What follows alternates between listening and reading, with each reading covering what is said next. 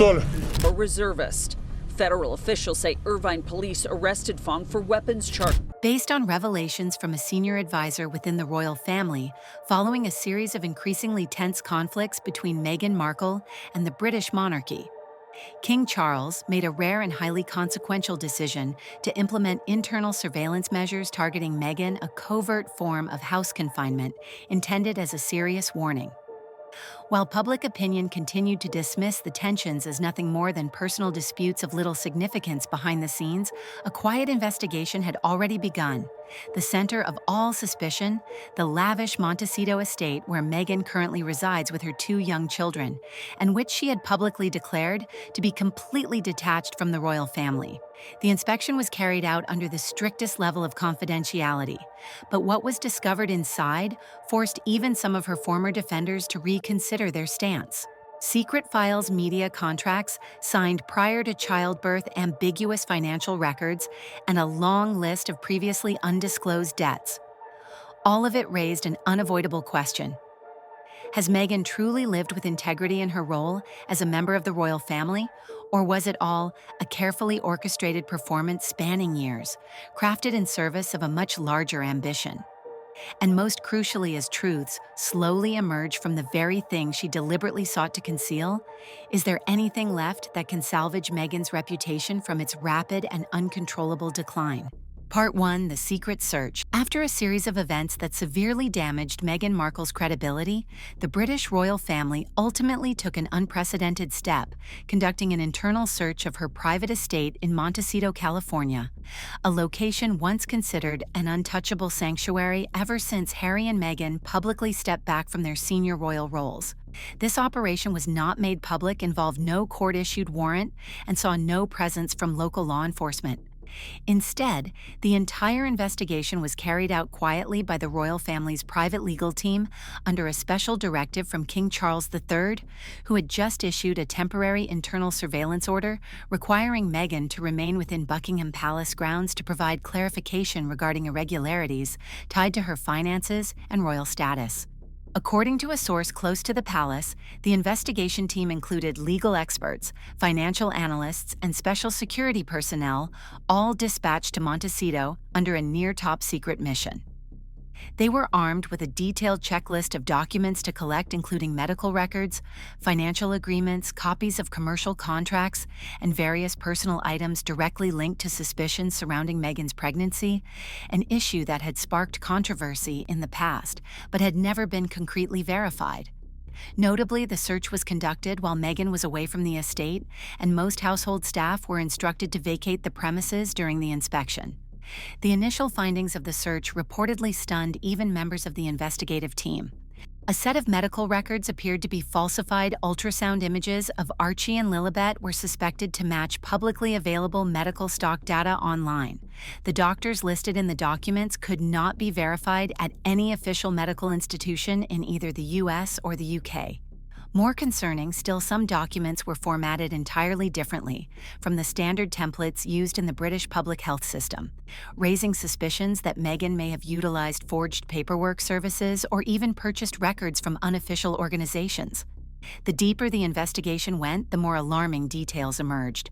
A sealed set of contracts labeled strictly confidential was found in Meghan's personal safe, titled in connection with a maternal image media campaign.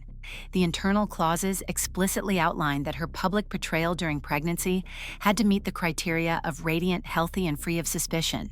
One of the signing parties was a media firm based in Los Angeles, known to have previously worked with several controversial Hollywood figures, further reinforcing the notion that Meghan had orchestrated a calculated publicity campaign. Another detail that drew particular attention was a series of handwritten debt journals by Meghan, listing irregular personal expenses tied directly to her media branding. These included costs for a personal stylist, a dedicated photography crew, and advance payments made to secure the copyright of Archie and Lilibet's names for commercial purposes, such as children's books, toys, and infant clothing lines. A financial expert involved in the probe remarked, "The line between personal finance and commercial exploitation of the children's images in this case is extraordinarily blurred. This kind of image monetization is unprecedented in any royal family's history." A flurry of questions quickly surfaced. If Meghan had nothing to hide, why were these sensitive documents stored so discreetly with no backup on any digital system? Why were medical papers, rather than being archived as per hospital protocol, found as loose printed sheets lacking signatures and missing official patient ID numbers? And the most pressing question of all, why were image exploitation contracts involving the two children signed even before Meghan announced her pregnancy? Some in fact dating prior to her declaration of natural conception. One of the most revealing documents was a handwritten internal memo from Meghan addressed to someone named CD, believed to be one of her trusted media advisors in the U.S. The content of the note instructed this person to prepare a parallel file, a forged set of documents to replace the originals in case of inspection. The language of the note not only raised alarms about a meticulously crafted deception, but also suggested that Meghan had anticipated possible scrutiny and had preemptively drafted a strategy for damage control. Immediately after these discoveries were circulated internally, the royal family enacted a series of legal measures aimed at sealing off all possible sources of leaks, including a requirement for all involved parties to re-sign expanded non-disclosure agreements. Nevertheless, as an inevitable consequence, details of the search eventually leaked to the press, sending shockwaves through the media. While the palace issued no official confirmation, speculations and rumors spread at breakneck speed faster than any formal press release and thrust Meghan into the eye of an unprecedented storm of public suspicion. With the findings uncovered in her private residence, the public was no longer just questioning Meghan's transparency. At a deeper level, people began to examine the very motives behind every action, every statement, and every image she had ever shared. Is Meghan still a mother trying to protect her family, or has she become the mastermind of a carefully scripted life where every detail is meticulously controlled to serve a strategic image? The unfolding investigation, along with the royal family's internal responses, is certain to unveil further layers of truths that perhaps even Meghan never wanted anyone to know. Part 2: The Fake Pregnancy Files. Among the documents discovered at Meghan's private estate in Montecito, California, one thick folder titled Medical Documentation. 2019 and 2021 immediately left the investigation team perplexed. At first glance, the file appeared entirely legitimate, containing ultrasound results, obstetric records, appointment slips, and pregnancy tracking charts. But when cross-checked with data from major hospitals in the UK and the US, where Meghan had previously been seen, numerous irregularities began to surface. Some ultrasound images were duplicated but labeled with different timestamps. Several doctors named in the documents did not exist in the official registry of medical professionals at any local facility. A few forms even used formats belonging to hospitals that do not exist within recognized healthcare systems, an anomaly that instantly drew special attention from the review team. Going back to 2019, the year Meghan announced she was pregnant with Archie, the public's reaction was almost entirely trusting. Circulating photographs showed a radiant Meghan with a clearly visible baby bump. However, during that period, slow-motion footage began appearing on social media, showing her belly changing shape strangely whenever she sat down or moved. One clip captured the bump, seemingly shifting to one side. At the time, many attributed the odd visuals to lighting camera angles or perhaps the tight-fitting nature of her clothing. But now, with the questioned images from the medical file being compared to publicly released photos from back then, a serious doubt has begun to emerge. Were those appearances the result of a carefully orchestrated campaign? Another noteworthy detail is Meghan's decision to refuse giving birth at St. Mary's Hospital, a long-standing tradition for royal births. Instead, she chose a private hospital, citing a desire for privacy. During that time, not a single photograph taken at the hospital was made public. More concerning was that no midwives, doctors, or medical staff ever came forward to confirm their involvement in the delivery. A medical expert brought in as a consultant during the investigation offered a striking observation. If you give birth at a hospital in the UK, whether public or private, there will always be at least 3 layers of documentation. One from the attending doctor, one from the hospital itself, and another from the National Health Records Agency. But Meghan has provided none of the originals. What she holds are loose printouts, the kind of documents that are extremely easy to forge, alter, or render untraceable. This opinion has led many to question whether that file truly represents a real pregnancy or is merely a meticulously crafted disguise. Why would such elaborate preparations be necessary if Meghan truly gave birth? Could it be that with her background in the entertainment industry, she used her media acumen and image control to construct an ideal model of a modern royal mother? A mother who could smile flawlessly on magazine covers, bring her child to prestigious events while simultaneously negotiating podcast deals or signing contracts with Netflix. That image was undoubtedly powerful, but the question now arises, what foundation was it really built on? Among the collected documents were contracts that clearly laid out an image-building strategy. One contract between Meghan and a Los Angeles media company stated, "The client will maintain the image of a positive, inspiring pregnant mother aligned with royal ethical standards while still embodying independence." Such clauses reveal that alongside the pregnancy, or at least what was presented as such, there existed a comprehensive branding campaign. From wardrobe choices to public statements to the images distributed across platforms, everything may have been meticulously pre-planned. But if it was all just a performance, what was Meghan's true motive? The answer may lie in power. Within the context of the royal family, women who bear children often receive heightened attention and public favor. As the mother of a future heir, even without sitting on the throne, Meghan would occupy a prominent place in the public eye. She could move easily into spaces like fashion politics or social activism without drawing suspicion. But if the child were not biologically hers, or if any signs of surrogacy were to emerge, this entire soft power structure could collapse like a sandcastle swept away by the tide. No one can say with certainty what the truth is, but the gathered evidence is now forcing the public to re-examine all the doubts that were once dismissed. An ultrasound photo appearing twice, with different dates. A media contract requiring the maintenance of a pregnant appearance throughout the branding campaign. An internal letter between Meghan and her personal stylist where she requests the use of Type A silicone bump instead of Type B for a more realistic look under fitted dresses. What once seemed like harmless notes now feel cold and haunting when viewed in the context of a bigger picture that's beginning to take shape. In many cultures, pregnancy and childbirth are sacred experiences. And within a family like the British royal family, where bloodline is the cornerstone of succession, any suspicions tied to this matter could turn into a storm. No apology or PR campaign could contain. If Meghan truly fabricated an entire pregnancy journey based on deception, the consequences will go far beyond public distrust. Why has Meghan never directly addressed the allegations of a fake pregnancy? Why, when asked for verifiable proof, did she choose silence or anger rather than releasing transparent information? And if everything was truly above board, then why would a woman hide something that is by nature meant to be celebrated? As this chapter closes, one truth becomes impossible to ignore. What was found wasn't merely administrative paperwork. These were the first puzzle pieces to a much darker picture, one where Meghan may have constructed the image of a modern royal mother atop a foundation that didn't exist. And the question that opens the next chapter is, if the fake pregnancy was only one calculated move in a much larger game, then what is the true value behind the commercial contracts? Who stands to gain and who is paying the price for the Meghan dream?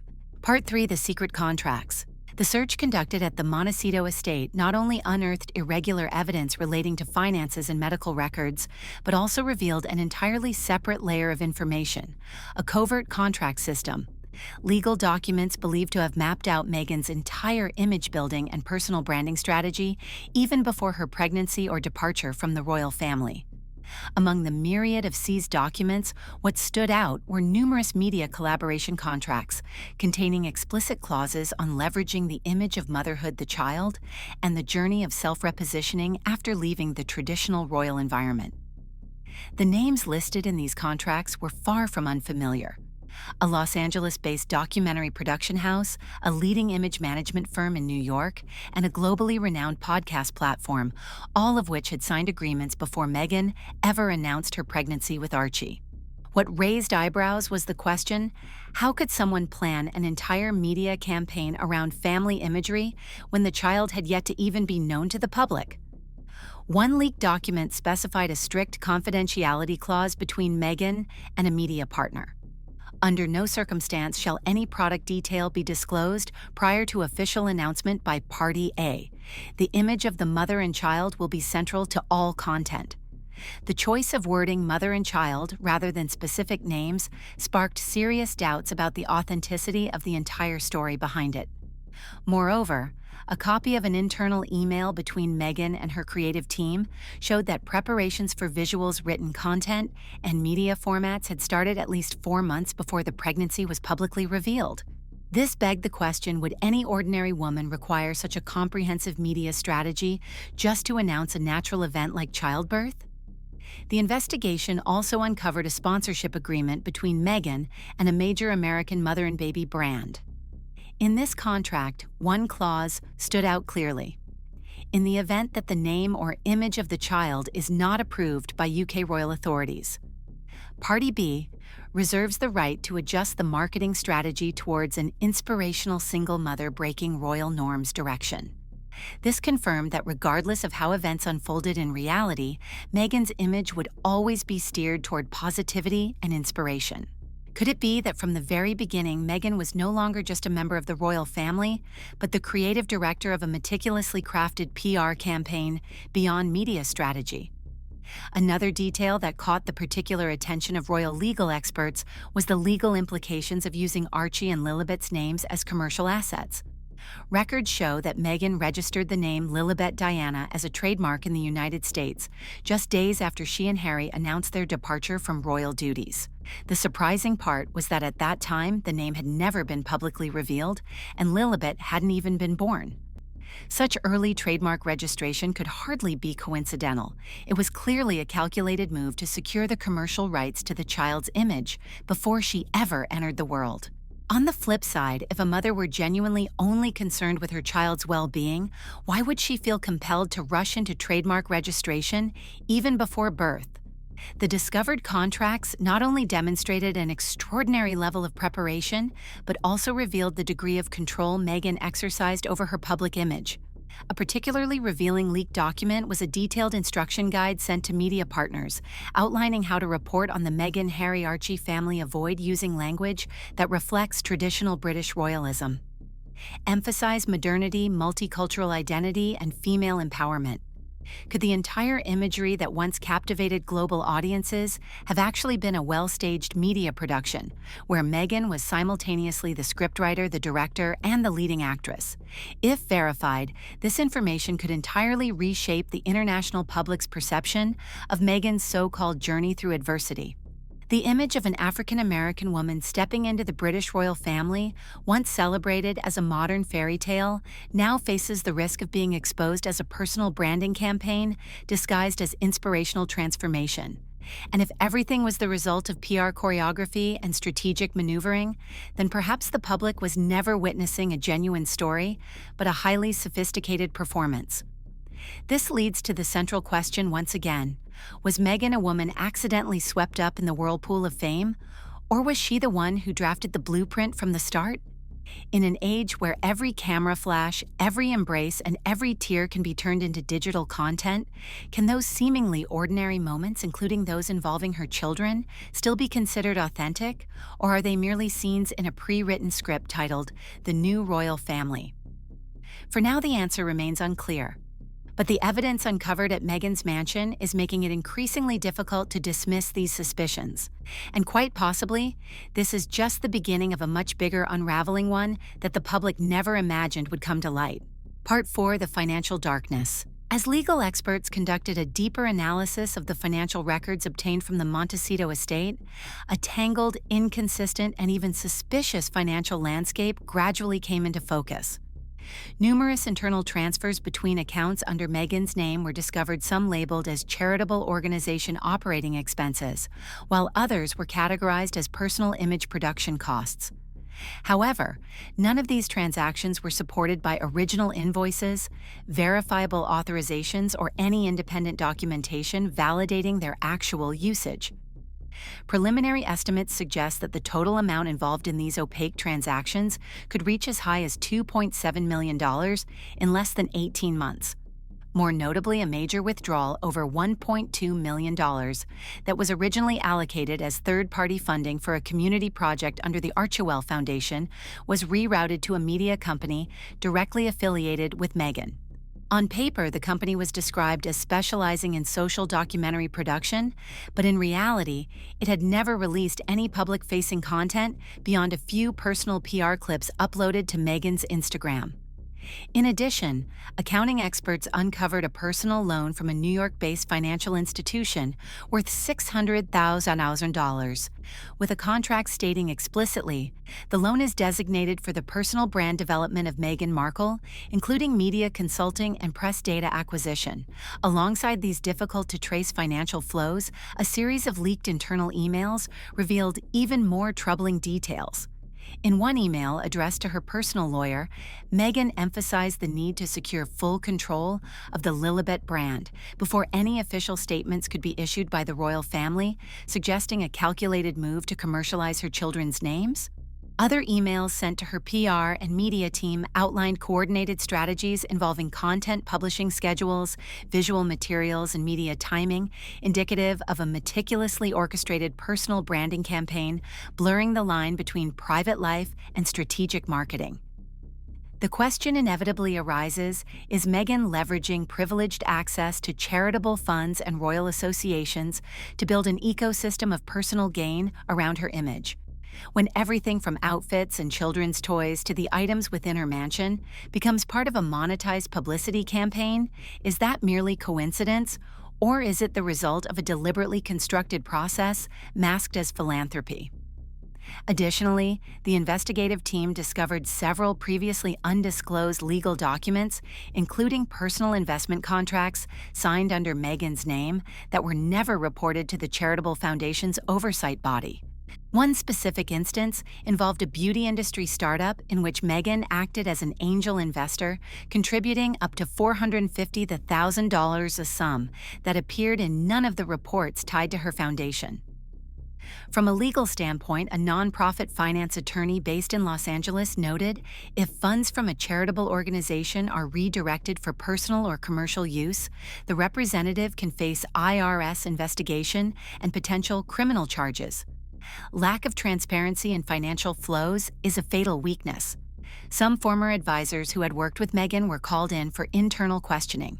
One of them stated, "I always sensed something was off but didn't have enough proof."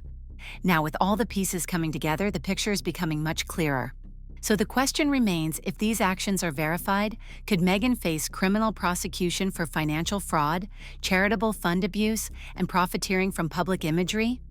Or will this all be dismissed as mere accounting errors? And if this wasn't the first time it happened, how can the public continue to trust any philanthropic activity associated with her name?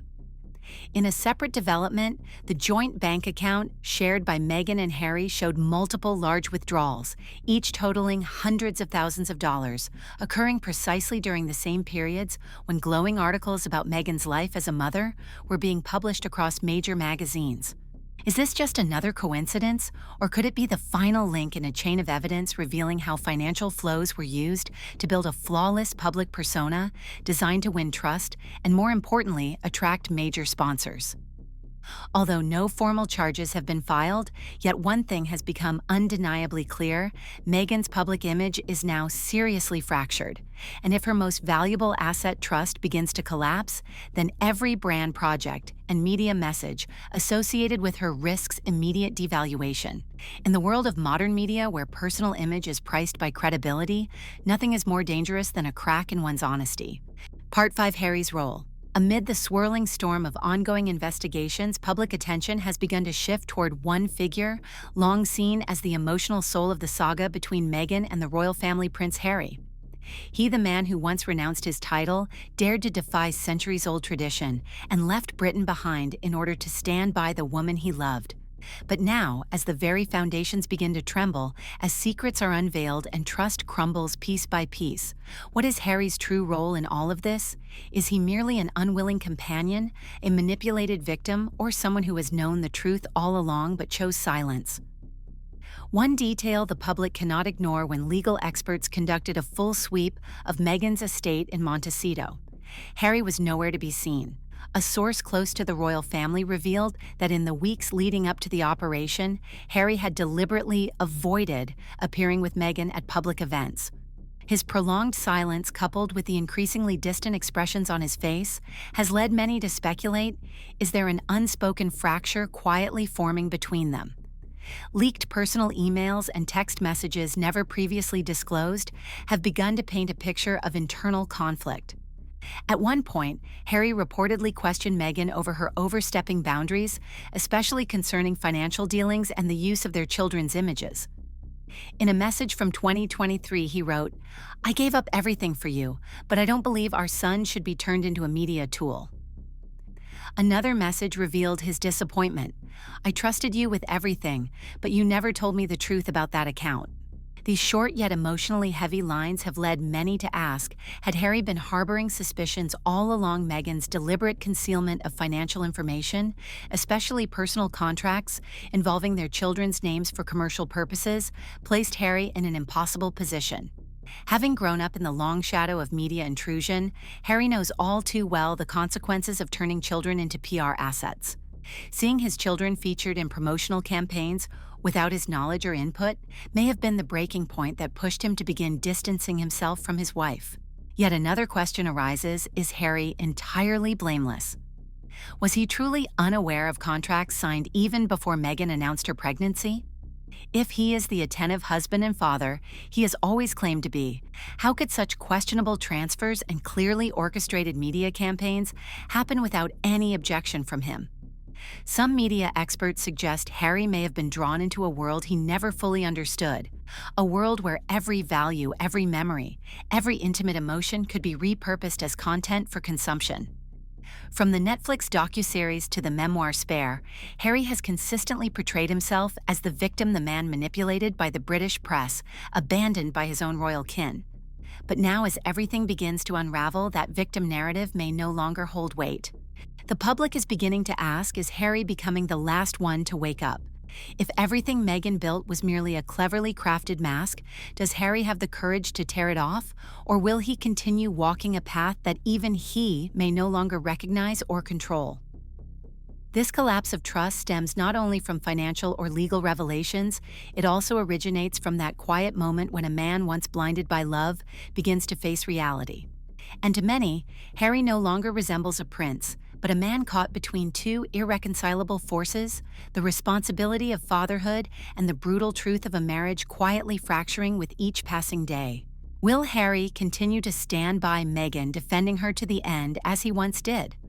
Or will he choose to quietly withdraw his final attempt to salvage a sense of dignity, now fading in the tides of public doubt?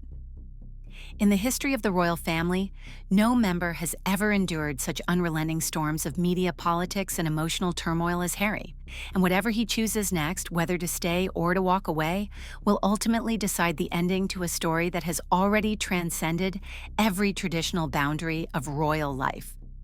And so the story of Meghan, the woman once hailed as the princess who broke all the molds, is slowly drawing to a close, like the final scene of a film tinged with melancholy. There is no fairy tale ending, no curtain call applause. What remains is a costly lesson in vigilance in an era where images can be meticulously crafted, emotions can be effortlessly manipulated, and truth is often the very last thing people are willing to face. What lingers is not merely Meghan's story, but a question each of us must ask ourselves. How many times have we trusted too easily? And out there, how many other glimmering truths are in fact just masks, delicately assembled from fragments of careful calculation? If what you've just watched has made you reconsider the image of Meghan Markle you once believed in, share your thoughts in the comments below. In your view, what was real? What was staged? And don't forget to hit like, share this video, and subscribe to the channel so you won't miss the next breakdown of the secrets now surfacing behind the royal spotlight. Because the truth has never been easy, and what we're seeing may be nothing more than the tip of the iceberg.